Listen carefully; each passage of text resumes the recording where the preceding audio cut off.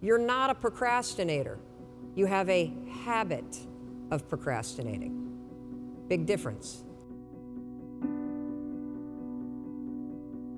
Because if it's a habit, I can teach you to use science to break it.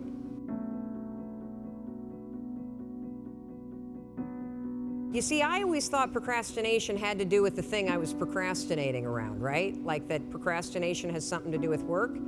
Believe it or not, procrastination has nothing to do with your work. Procrastination is a form of stress relief. Let me explain this. So let's say that you've got some stuff going on in your life, and heck, who doesn't have stuff going on in your life? Maybe you're fighting with your significant other. Maybe mom's or dad's health is failing and it's really, really upsetting you. Maybe you've got some financial stuff. You put too much of your savings into Bitcoin, and now that that's crashed, you're stressed out about it, right?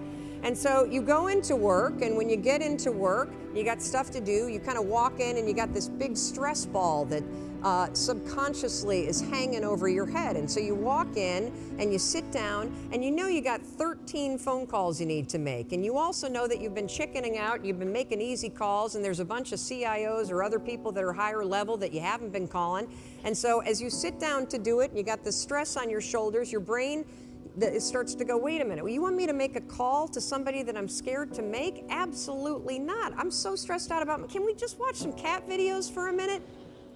And next thing you know, an hour's gone by. And then, of course, what do? You beat yourself up.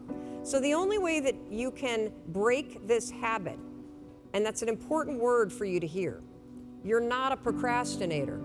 You have a habit of procrastinating. Big difference. Because if it's a habit, I can teach you to use science to break it. You see, all habits have three parts. There's a trigger, and in the case of procrastination, the trigger's always stress. Then there's a pattern you repeat, and in the case of procrastination, it is to avoid doing something. And then there's a reward. You get a little stress relief. The only way to break a habit, you guys, is not to deal with the triggers. You're never gonna get rid of the stress in your life, but you can 100% change your pattern of avoiding work. So next time that you're in a situation where you feel yourself hesitate, you spent way too much time checking out the highlights from last night's scores, what you're gonna do is you're gonna go, oh, I must be stressed out about something. Acknowledge the stress.